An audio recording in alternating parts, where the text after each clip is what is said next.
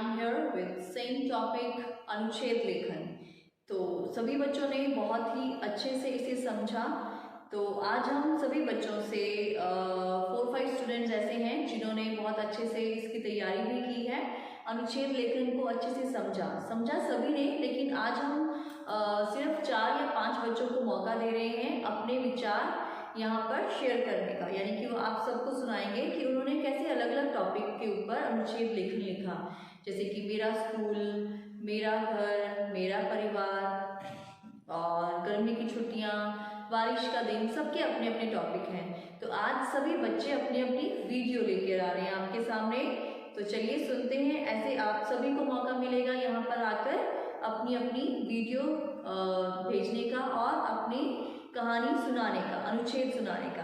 अनुच्छेद के बाद हम स्टार्ट करेंगे कहानी लेखन और फिर सभी बच्चे बहुत सारी कहानियां लेकर आएंगे आपके सामने। तो चलिए सुनते हैं अनुच्छेद लेखन कुछ बच्चों की जुबानी।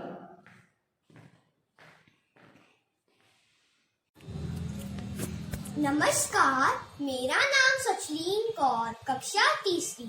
आज मैं आपको एक निबंध सुनाऊंगी मेरे स्कूल पर। मेरे स्कूल का नाम दिल्ली पब्लिक स्कूल है। मेरे स्कूल में 12 कक्षा हैं। मेरा स्कूल शहर का प्रसिद्ध स्कूलों में से एक है। मेरे स्कूल में 3 मंजिलें हैं। मेरे स्कूल में 60 अध्यापक व अध्यापिकाएं हैं। सारे अध्यापक हमें प्यार से पढ़ाते हैं। मेरे स्कूल में साइंस लैब, मैथ लैब व कंप्यूटर लैब है। मेरे स्कूल में बच्चों का ध्यान दिया जाता है। मेरे स्कूल में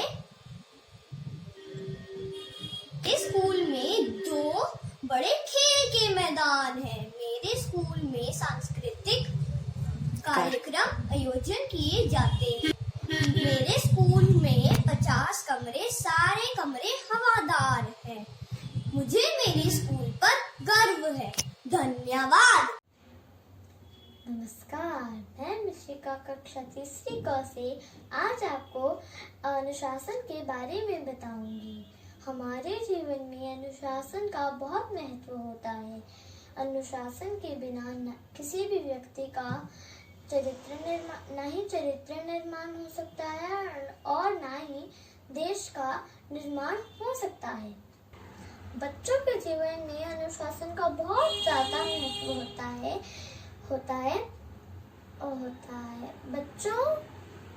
बच्चे अगर अनुशासन में रहते हैं तो उनका आगे आने वाला जीवन तो अच्छा होता ही है और साथ साथ देश भी खुद ब खुद अच्छा बन जाता है। अब बच्चों को तो पता नहीं होगा कि सही गलत क्या है, तो हमारे माता पिता का ये पहला कर्तव्य है कि वह अपने बच्चों या बच्चे को अनुशासन में रखे। जब हम अपने स्कूल जाते हैं तब अध्यापक का यह पहला कर्तव्य होता है कि वह अपने बच्चों को अनुशासन में रखे। अब अध्यापक अपने बच्चों को कैसे अनुशासन में रखेंगे? अपना काम समय पर करके बच्चों को भी अनुशासन में रखेंगे। हमारे आसपास भी सब अनुशासन में होता है, जैसे कि सूरज समय पे निकलता है, समय पे ढलता है, चांद समय पे निकलता है और हवा अपने अनुशासन में चलती है। इससे हमें यह सीख मिलती है कि हमें अनुशासन में रहना चाहिए और अगर हम अनुशासन में रहेंगे तो हम बहुत आगे बढ़ेंगे। धन्यवाद। हेलो फ्रेंड्स, मेरा नाम अर्नव है। मेरा आज का टॉपिक तो कोरोना वायरस है, पर मैं आपको पहले अनुच्छेद लेखन के बारे में बताऊंगा। किसी भी विषय अपने भावों को लिखना ही अनुच्छेद लेखन कहलाया जाता है। मैं आपको कोरोना वायरस के बारे में बताऊंगा। कोरोना वायरस एक ऐसी बीमारी है जो रुकने का नाम नहीं ले रही है। कोरोना वायरस को कोविड-19 के नाम से भी जाना जाता है। WHO ने इसको महामारी घोषित कर दिया है। यह बीमारी काफी देशों में फैल चुकी है। ये कोरोना वायरस मार्च में शुरू हुआ था। ये बीमारी एक व्यक्ति से दूसरे व्यक्ति तक फैलती है। हमें हमेशा अपने हाथ धोने चाहिए और हमें सैनिटाइज का उपयोग भी करना चाहिए। और हम जब भी बाहर जाए तो हमें मास्क का उपयोग जरूर करें। मेरी आपसे विनती है कि जो मैंने आपको बताया आप उसको फॉलो कीजिए, और जब तक दवाई नहीं तब तक डिजाइन नहीं। धन्यवाद। Hello friends, my name is Ikisha. आज मैं आपको समय का सदुपयोग पर अनुच्छेद बता रही हूँ। समय अमूल्य धन है। समय को खोना जीवन को खोना है। बीता हुआ समय वापस नहीं आता। जीवन के बीते दिन हम वापस नहीं पा सकते, इसलिए यह जरूरी है कि समय के प्रत्येक क्षण का प्रयोग किया जाए। इस प्रकार जीवन के हर पल का हम लाभ और आनंद ले सकेंगे। समय का दुरुपयोग करने वाला व्यक्ति कभी सफल नहीं हो सकता है, इसलिए समय के महत्व को समझना और इसका सदुपयोग करना अनंत है, आवश्यक है। जीवन में सफलता प्राप्त करने के लिए समय का सदुपयोग करना बहुत जरूरी है। महान व्यक्तियों की सफलता का रहस्य समय का सदुपयोग ही है। विद्यार्थी के लिए समय का सदुपयोग तो और भी आवश्यक है। विद्यार्थी जीवन समस्त जीवन का आधार होता है। समय को नष्ट करने वाला अपना पूरा भविष्य ही बिगाड़ लेता है। बाद में पछताने पर भी कोई लाभ नहीं होता है। जो व्यक्ति अपने जीवन के प्रत्येक क्षण को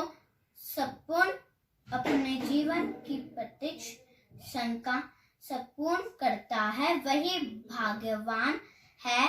ऐसा व्यक्ति ही जीवन में सदा प्रसन्न, संतुष्ट और सफल रहता है कि मुस्तैदी से विजय का सहरा सिर बनता है और 1 मिनट की चूक से पराजय की कालिक लगती है।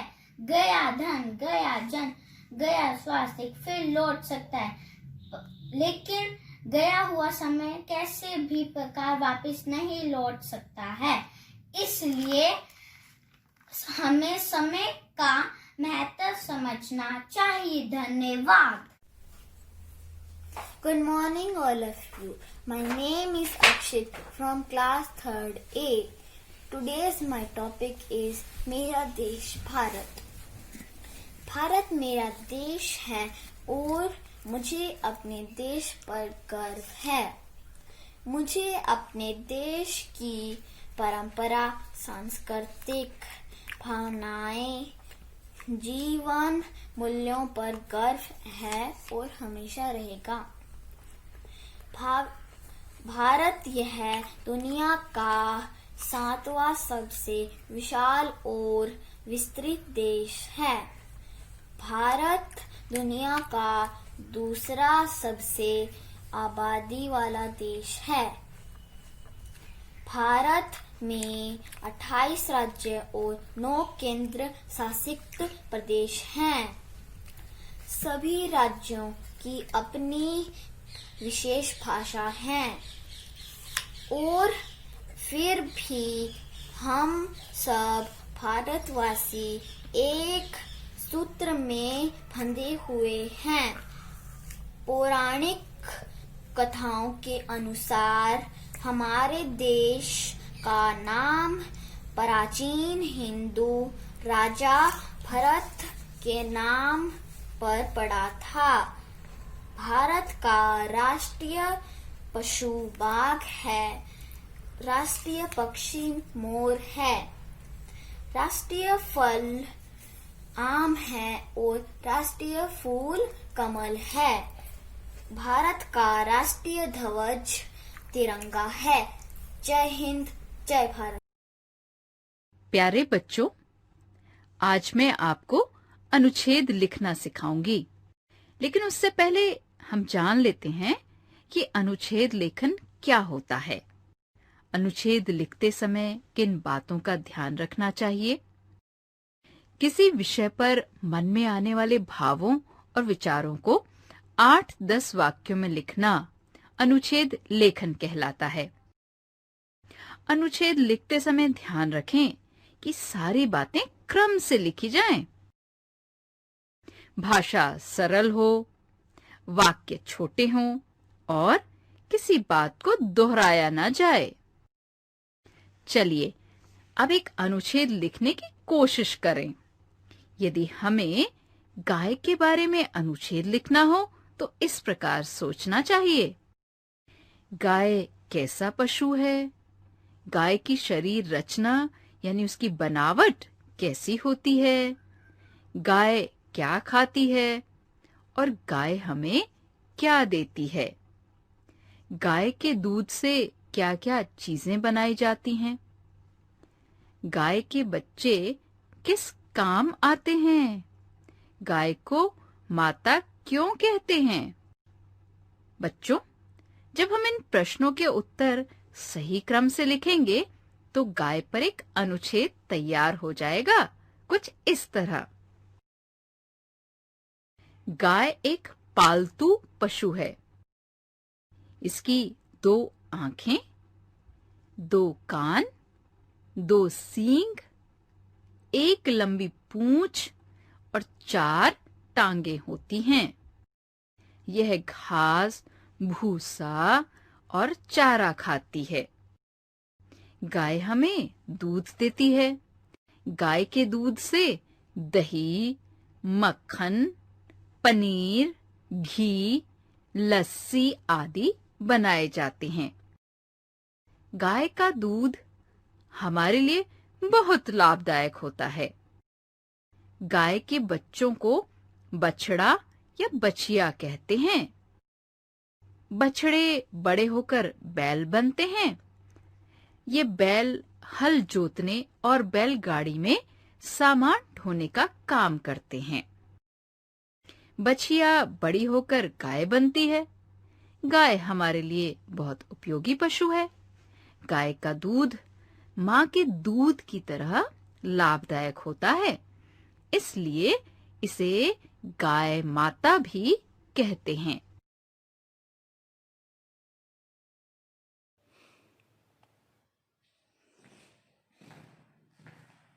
तो बच्चों, सुना आपने किस तरह से सभी बच्चों ने बहुत अच्छे अच्छे अनुच्छेद लेखन आप सभी को सुनाए, और आप सभी को इस तरह से अपनी अपनी हिंदी ग्रामर की नोटबुक में अनुच्छेद लिखने हैं स्वयं। जैसे इन बच्चों ने सुनाया है, इन्होंने अपनी नोटबुक्स में लिखा भी है, इसी तरह से आप भी सुनाएंगे। और इसी तरह हम कहानी लेखन में कुछ और बच्चों के साथ आएंगे आपको, और नई नई कहानियाँ सुनाने और बच्चों को आपके सामने लेकर आएंगे, और बच्चे आपको बहुत सारी अच्छी अच्छी अपनी स्टोरी सुनाएंगे। इसी तरह से पढ़ते रहिए और अपना काम टाइम पर करते रहिए। All the best, bye bye.